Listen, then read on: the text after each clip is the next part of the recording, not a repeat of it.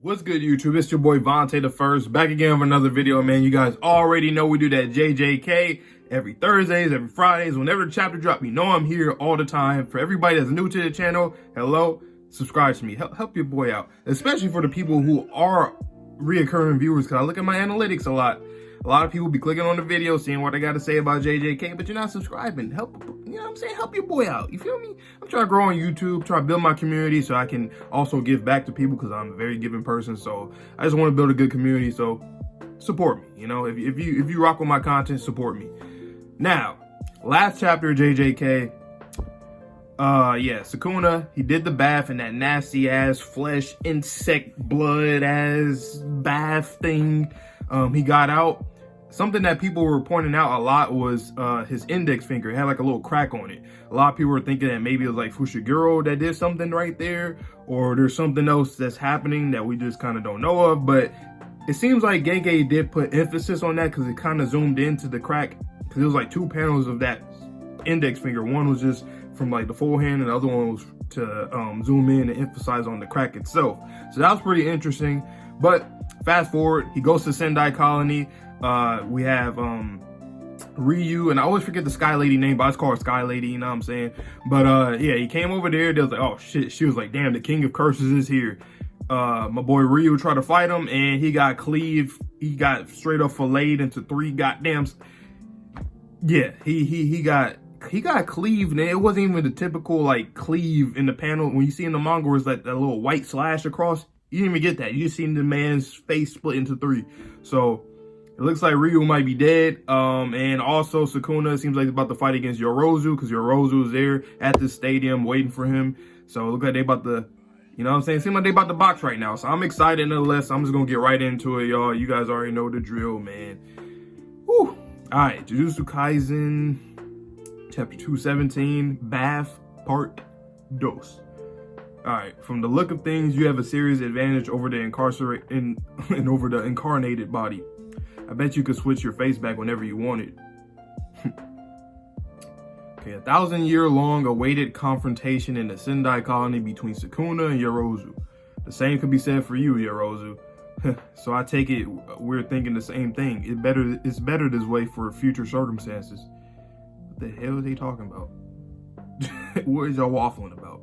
Future circumstances? You can't possibly think that you're going to survive this, right? Damn. That boy Sukuna said, what are you talking about future for? You're not going to the future, buddy. I am, buddy. I am. Because I am him. I'm always going to be here. And he has technically always have been here. You know what I'm saying? Compared to some of these other sorcerers from the past, like Yorozu and shit. Like, he's been here for real. He's been here. He just, fingers spread out and all that, you know? Okay, so Yorozu's, I guess they're on the offensive. I don't know what the hell they did. What is that black shit that came out? They got some shadow technique. Looks like it. All right, surfing on that mug. Okay, they boxing. God damn, they boxing. It is boxing. Love the hand-to-hand combat. My favorite type of fighting. I always got to say it. That's why I rock with Yuji, because hands. Rated for everyone. Rated E. Okay, what the blah. Angel was there too, wasn't she? And yet she didn't notice your presence. So we're really gonna get into that Heian era, right? We really got to get into that, because, like, you know, they're bringing up Angel. You got these two that's over 1,000 years old. You got Urame. I always call it Urame. I don't really know how to pronounce it. Urame or Uraume. You got her or him, whoever, and Kenjaku, and obviously Tengen as well. So let's get into it. Seems like we will be getting into it very, very soon. I can't wait for that. So hopefully, you know, but anyway, but I knew right away. Want to know how? Stop expecting me to answer every little question. You're the only one that's talking. Love is love. So this person really did have like a love for Sukuna, or is it more so like the love in terms of like I want to fight you all the time? Because it seems like this person obviously wants to box Sukuna a lot, right? So I don't know. We'll see though. The precepts and the hatred that was born from them could never surpass the power of love. Hey, Sukuna. So they're saying the angel, like, yeah, they didn't recognize you, or they didn't feel your presence because, you know, they ain't got that love for you like I do. I got that hunger for you. They need to chill though. Yorozu need to chill. I want to be the one who kills you, and I want to be the one to, and want you to be the one to kill me. So that's what they think love is. Just trying to box. They are just trying to box. Okay, but let's say you're still alive after I win. What will you give me? Everything. What the fuck that mean? He said, but let's say you're still alive after I win. What will you give me? That's interesting. So Sukuna, is he like under the impression like if I ever were to lose, because I am the apex. If I ever were to lose, but also I survive, you got it. That's basically what he's saying. And is he being genuine with that? Because I mean, I could see him being genuine because he seems to love like strong people. I mean, he even told Joker, he said, "You're strong. Like, cheer up, dude." Like, you know, he didn't really talk down to him in that moment. So maybe strength is really, truthfully, the thing that he respects the most, and he will like, if somebody ever were to beat him, like especially one-on-one, he like, you got it. Maybe, I don't know. But Sukuna is Sukuna at the end of the day, so he could be capping his ass off. So let's see. It's unthinkable that I would lose, but if I do, defeat is no different than death. Okay, so yeah, strength. Whatever you wish to do with my corpse is up to you. Interesting. So he's really an apex predator, like a mug, because like all predators at some point, they're going to meet something that's higher than them at some point in different circumstances. Like even think of humanity. Like we're in the wild with no weapons and shit. We're going to get fucked up by a goddamn tiger or a lion somewhere else. You know what I'm saying? Or a bear or whatever the case, right? But if we have weapons and shit, then we are the apex predators. So it really is a whole thing about like, you know, circumstances and shit. So Sukuna, he just keeping it a buck, I guess. So then even something like marriage, no. He said, do as you like. Oh, you don't give a fuck. So he really dead ass about it. He said, hey, if you beat me, you can do whatever the fuck you want to do. Like, I just want to know why he has this mentality. Like, was he just born this way, or did he like develop this thing because he felt that everything else in life is just so trivial and so minimal, maybe? And he felt that in order to like really enjoy life, or having the right to enjoy life, you have to be strong. And if you can beat me, you're strong enough, so you get, you know, whatever you want. It's a promise, and they yelled it. I'll be your legal wife. No concubines allowed. What the hell? For our wedding ceremony, let's destroy 3 villages at least, K. No takebacks. What the fuck? Got the heart in the mouth and shit. What the hell? Yeah, she is she is honest. She said, if I beat you, I will marry you. God damn it. That's what she said. And at the wedding reception, let's decapitate the most handsome man in the village. We can all write haiku as they shrivel up. Even handsome men become crusty when dried out. Elegant beauty. Yorozu. And then you got fucking decapitated heads hanging on trees and the fucking cherry blossoms or some shit. What the hell is going on? Hell no. Ugh. Has Urame incarnated as well? We need someone to do the cooking after all. Favorite food, monkey brain potage is a must. Y'all are... So when it comes to Sukuna being like a cannibal and all this nasty shit, so I guess they really been on that timing. I mean, his chef, Urame be making yeah, butchering fools and shit and feeding them, right? But this is funny. I said it last chapter. I'm like, is Sukuna's like the new protagonist right now? Because like this is very protagonist-esque type shit, right? You know, where the love interest, the very obsessive love interest thing, and I even say like the trio, like him, Kenjaku, and Urame, that's like a trio right there or some shit. What is going on here? He really took over the manga for real. That's crazy. I've never seen such a thing. Anyway, let me continue. I've been talking a lot. I'm getting so excited. So she getting pumped up. Divine dogs. Oh, he's using divine dogs, but they don't look like they're complete though. Unless this is, I don't know. That's interesting. My bad if you hear hammering. There's some people working outside, so, you know, my bad. Anyway, though, Okay, boom, divine dogs coming in. He has it wrapped around him and shit. God damn. Maybe it's not incomplete. Maybe it's really just, that's like a really good version of it. It's like he's controlling it more. Like they're not really doing it on their own. He's like kind of controlling it too. Maybe, I don't know. I don't fucking know. Let me just keep looking and reading. Okay, boom. So she got some kind of shadow technique or something, right? It looked like it.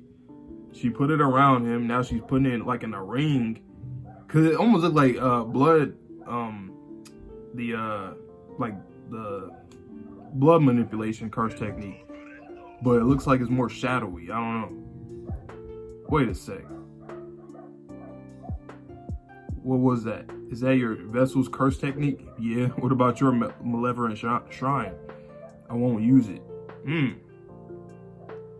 So she expected him to use that malevolent shrine, which is interesting because I mean that's like you dead at that point. You know what I'm saying? Like for the most part, that's one of the most OP. It probably is the most OP the domain expansion. So it's interesting that she was expecting that, but it like, nah, I got this body, so I'm using his curse technique right now. I'm not using no malevolent shrine. And he said I'm also not going to use it at all. So that's interesting. I won't use it.